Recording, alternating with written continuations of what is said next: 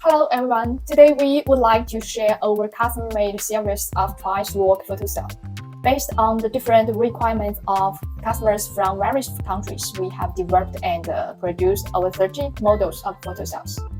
In order to make our products more flexible and adaptable to a wider range of customer needs and scenarios, we have intentionally reserved customizable products, the GL207.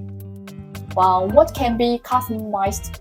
The first one is the product functional, such as the content shown in the ordering information page and above. For example, the delay time, the waterproof rating, and so on. The second is the shell color.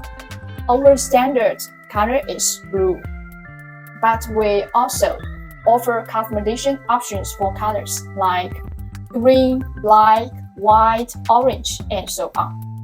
However, customization of shell's color does have a MOQ requirements. The third is customization of the shell's logo. This one, the logo is different.